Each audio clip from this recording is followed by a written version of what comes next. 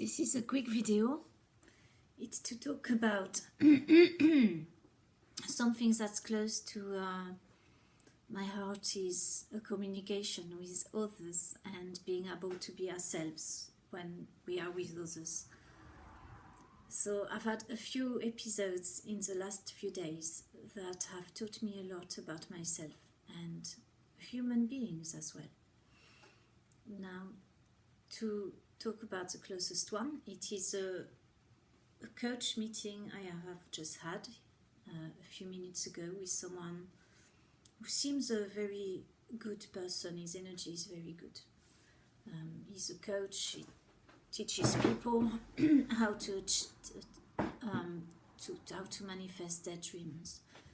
And we talked, I answered a few questions, and he talked mostly. He told me how he'd studied, how from his artistic background he'd got into this coaching because it just transformed his life. He realized that money and distractions and all that was not the aim of life. It's more like the search of the spirit, and just things that resonated a lot with me.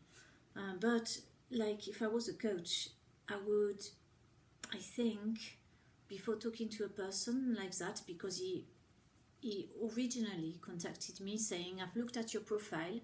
He contacted me on the chocolate website, but I think he had seen the Instagram profile. So he said, I think in the email, he said all the right things. You look like you're willing to go ahead with manifesting your dreams. You qualify for a free session one-to-one with me, which is great. But to go back to, if I was a coach, I would go back to where the emails, first of all, and see what I can learn about the person by looking either at their website or looking at the past communication. So to know who they are, so you don't just land blankly, not sort of talking in a generic manner to someone you've not had contact with, because we've had contact on Instagram. I've even nearly insulted him, saying on his first post, which was a video of some pop music, which I didn't know was his, with on a yacht with some girls slapping their bums in shorts and boobs showing, and champagne, the sort of life that, okay, I wanted that when I was 20, but now I'm 43. I'm thinking life is not just about that, is it? It's a lot else. So I commented and I said, I'm starting to regret having booked a free session with you if that's your point of life, your point of view on life, because it's not what I want. And then he replied very quickly and very calmly, said this was my past. I was a pop singer, and I have evolved away from that because it's not what I want anymore. So that was, the meeting went well, but another thing, if I was a coach, I would spend a lot more time listening to people who don't speak very much, because I didn't speak very much. The reason why mostly was because I had the soup in front of me. I just realized a bit too late that we had a meeting. I made my soup and thought, I could eat some of it, and no, I didn't manage. I just sat down with it and the meeting started. So I was fidgety. I kept looking at my soup, thinking, can I say anything? No, I can't really say anything because he's giving me his time. I must be respectful and not eat my soup. But the soup occupied my thoughts for a good 5-10 minutes, thinking, oh no, he's recording this, so if I'm there eating my soup, well, first of all, I could block the video. I should have done that, just turned the video off, eaten my soup, trying to not make a noise, probably coughed a bit because there was chili in it, but that was difficult. And then my feet started itching because eczema down there is unbearable sometimes. And because I was anxious about the soup, the feet started being anxious. And I was listening to him, but my feet were drawing my attention and stuff. So that was a bit wasted time for both of us, unfortunately. it's a shame during the introduction I said I've just come back from work, which is true, but he didn't say, oh, have you eaten, or are you relaxed, have you got a drink, do you need 5 minutes to make a drink, I can wait for you. You know, the sort of things that I would have really appreciated. I mean, you know, it's a sort of a warmth of, yes, the thought is there, we all want to be enlightened, but we have to talk to each other on that level too, like, you know, carry on eating your soup, because I'm going to do most of the talking during this hour, so if you don't mind, I'll ask you a few questions, but you will not speak very much, because I will tell you more about what I do to see if it interests you. So yeah, it's a sort of thing, how are you more honest with another person? I didn't dare to say anything. So yeah, and then he asked me if I wanted a coach. I said, oh my dear, I've never even thought about it. I couldn't afford it, was my first thought. And a coach for what? I mean, I've got a small business. What do I need a coach for? What do I have to achieve in my life? What greatness? None. Just being myself and hopefully growing up inside, becoming stronger with people, listening to them, as well as expressing myself on an even level. That's what I wanted from a coach, is something. I have certain amount of time, he has certain amount of time. Yes, I know he's got a wisdom, but you know, we all have wisdom we can share, and even if we don't follow it and we preach it, it's better than nothing, right? Isn't it? Okay, another event. Well, it's about meeting people whom you don't know very well. I'm changing there because I didn't like the shadow I was projecting there. When you don't know people very well and you're in close proximity with them, that was another very, very strange experience. I've not felt that stressed for a long, long time. Well, only since the workshop I did in the last few months, I was pretty stressed out. But in this case, we met, we didn't have much in common. I was being helped, which was extremely kind, for free. I'm probably giving too many details, hopefully nobody local watches this, which would be best, really. It was really very difficult of both ladies. So we're not trying to compete for any man's attraction in the room, you know, attention. We're not flirting with each other, you know, we're just two women sort of in the same space. Yeah, I felt very uncomfortable from the fact we didn't have much in common. And I was not able to understand why I felt such discomfort. Inside, I started really stressing out. Because I felt I hadn't finished the work I was supposed to do before they arrived. I hadn't finished cleaning and tidying up, so I was a bit worried about the judgment on the place as it was. I've got an itchy nose. It's a chili soup. I'm not lying, all right. It's a chili soup. It was very, very, very, very awkward. And I thought, she's a really good person. But we don't get on. We can't talk about much. I'm interested in the spiritual stuff, the psychic, the ghosts, the energy, these energy centers of the body, everything that our senses can't see. And she's interested in science, you know, what the vaccine companies do to save the world. And it's just, I don't know, I think I'm realizing that people are very different to me. And it's very rare to meet someone that you can agree on a lot of subjects that matter a lot to you.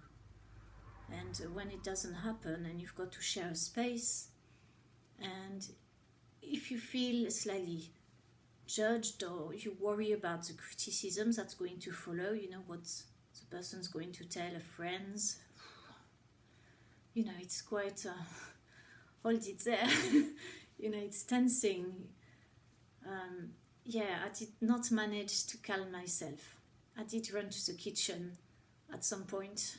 I just wanted to run away from the space because it felt so wrong. But I thought to myself, I'm a grown-up now. I don't need to feel judged or worry about expressing myself.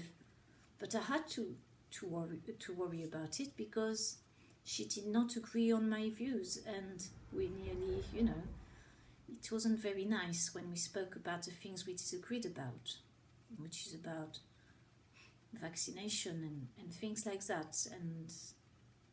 And she wasn't interested in energy lines going through houses that bring disease to animals, even though it's not psychosomatic with them. And you know, the person had a PhD in something and been to university, done high-level studies, so there was someone very intelligent. And as my friend said earlier, people who do that, yes, they are being shown a box of this is it, and they become specialists of that box, but they do not look outside the box. They don't accept other people's, like, you know, Joe Dispenza and all the teachers. You know, I should have asked her what she thinks of Edgar Tolle, because he's quite a neutral person. Most people should really think, oh yeah, well, a bit of meditation, yeah, you know. It's not something to argue about, really. Yeah. But it was so difficult, and I could not do a video yesterday because I thought, if it's being watched, I'm going to be judged like hell, and it's going to be hard, isn't it? But I much appreciate her kindness to help. But you know what, when she was helping, I was thinking to myself, I do not want to accept help ever again if it feels like this inside myself. I do not want to feel that way. But even at the time I was trying to think, how can I change my mind? How can I evolve from this behavior, which is, I am stressed, I'm losing my words, I'm writing the wrong thing on the label, or I pay much more attention and I write it wrong again. And then I pay more attention and I write it wrong again. Like, I never do that. It's like I've lost all my faculties for this person watching me, who's not really watching me because she's coming to help me. So what's going on? Where do I get wrong with my perception of that person? Why is it causing so much stress having them around when they're perfectly fine? They just don't smile very much. Their face is very straight. And you know, sometimes it must be my imagination, but people smile and then in the eyes there's no smile at all. It's like the eyes do not change as my emotion changes. So, I'm not comfortable with that word. So now, okay, now I feel extreme joy.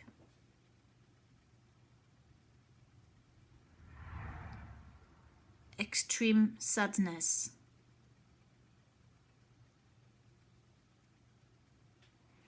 Extreme fear.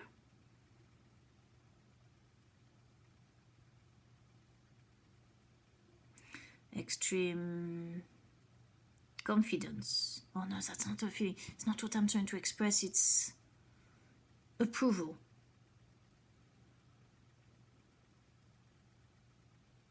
Do my eyes look any different as I am focusing on these emotions now?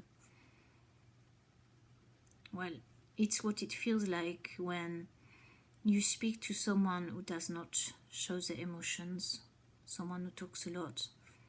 And when I say something, it's not answered, it's not remarked, not acknowledged. Sometimes it is. But what is it with some people who like to make people feel uncomfortable around them? I know that some people really enjoy that. You're not my friend. It's it's a game that is probably hurting you in some ways.